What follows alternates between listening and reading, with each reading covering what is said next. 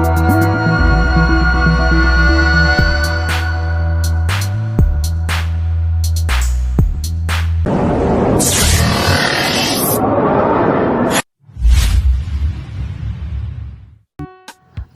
kolaborasi Pernyataan Prakarsa Perubahan Modul 1.3 Visi Guru Penggerak. Anggota kelompok kami terdiri dari Bapak Joko, Ibu Karyati, Ibu Ida, Ibu Rumi, dan Bapak Abdul. Kami dibimbing oleh Ibu Rafiah selaku fasilitator dan Ibu Siti Nurjana selaku pengajar praktik.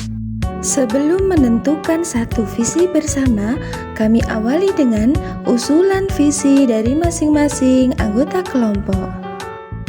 Setelah berdiskusi, kami sepakati menentukan satu visi bersama, yaitu terwujudnya murid yang beriman, berkarakter, dan kompeten.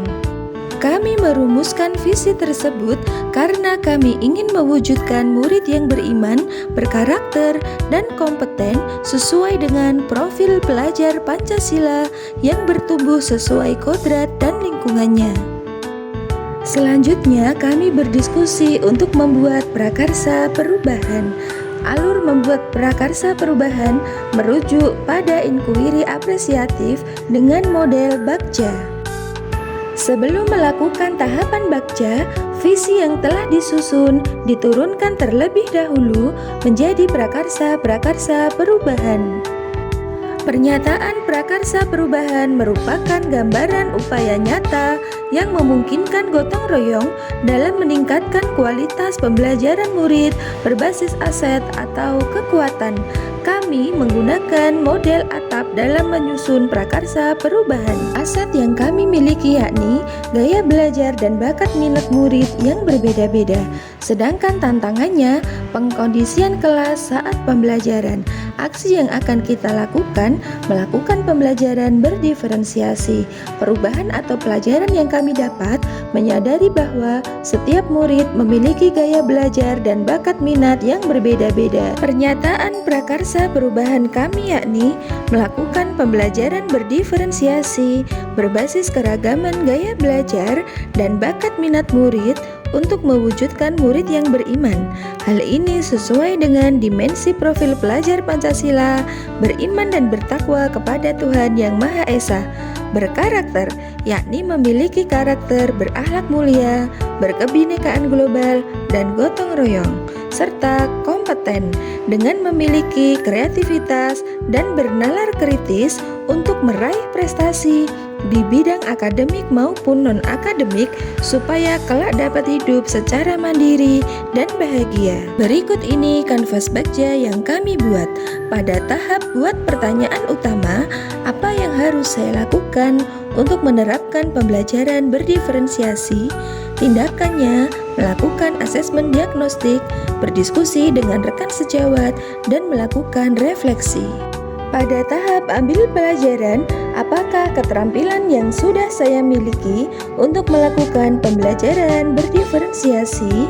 Tindakannya, mengidentifikasi gaya belajar murid melalui asesmen diagnostik berbasis teknologi, membuat perangkat pembelajaran berdiferensiasi.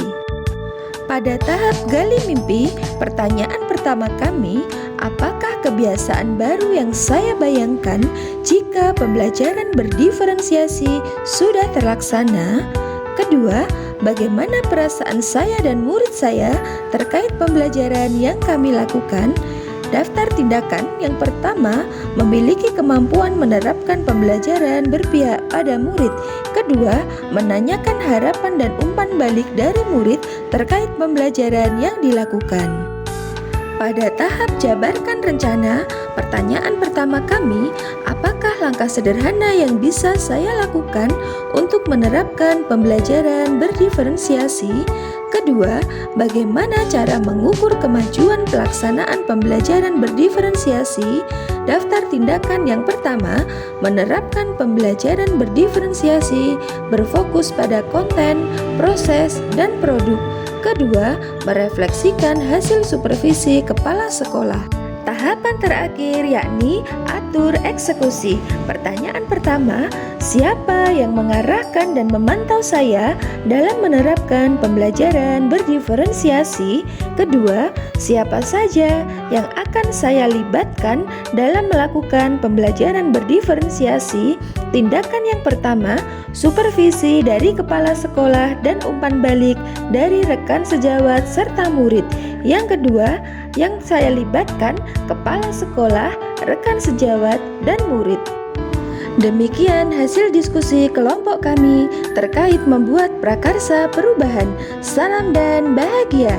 Teruslah berinovasi dan bersiap menjadi agen perubahan.